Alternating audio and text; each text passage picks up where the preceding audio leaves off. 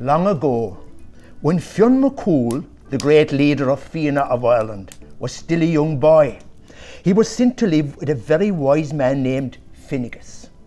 Finnegas was a poet who lived on the banks of the River Boyne and was renowned throughout Ireland for his vast knowledge.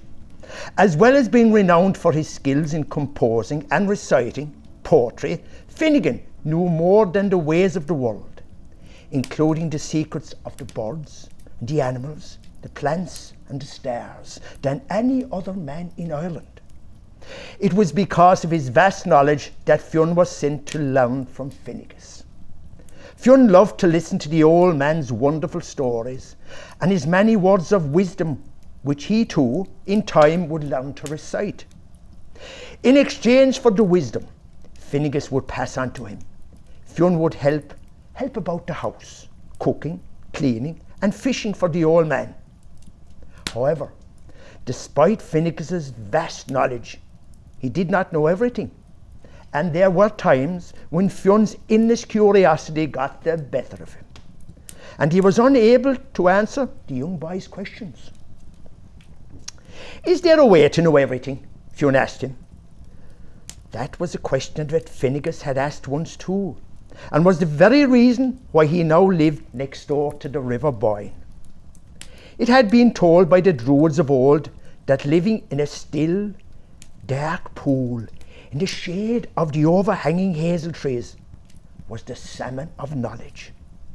It was as a result of eating the nuts of these magical hazel trees that the salmon had acquired all the knowledge of the world. And so it was that, according to prophecy, the one who would eat the salmon would gain the knowledge for themselves. Finnegas had been living on the edge of the river for several years now, attempting to catch the salmon and gain such wisdom. It so happened one day, not long after Fionn had come to study with him, Finnegas went fishing and finally caught the salmon. "I've caught it! I've caught it!" he cried happily. He immediately reeled it in and ran up to Fionn with the salmon in his arms. "You cook it straight away, Finnegas," ordered Fionn, dancing and skipping with excitement. As Fionn began to set up the fire and the spit in order to cook the salmon, Finnegas warned him, "Cook it, but whatever you do, do not eat a single bit." Fionn nodded and went about cooking the salmon, while Finnegas went down to fetch some extra firewood. Upon his return, Finnegas found the salmon laid out and ready to eat. He looked at Fionn and thought he saw something different about him, as though the light of the wisdom had shone in his eyes. "Have you eaten any of the salmon?" he asked Fionn anxiously. "I have not," Fionn replied. "Have you tasted its skin?" he continued to inquire. "I have not," Fionn replied. "But when I was turning it on the spit, I burned my fingers, so I put my tongue into my mouth to ease the pain." Finnegas's heart sank. "That's enough," he told Fionn. "You have tasted the salmon of knowledge. In you the prophecy is fulfilled. You are the one who has gained all the knowledge of the world."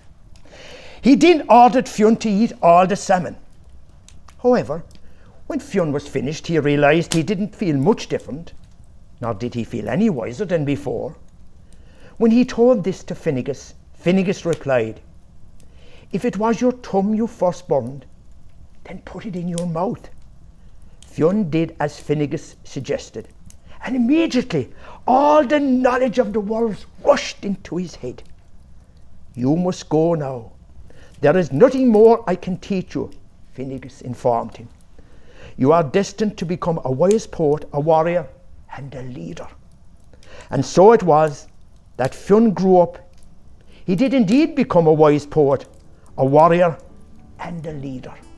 He became a great leader of the Fianna, the greatest band of warriors that Ireland has ever known.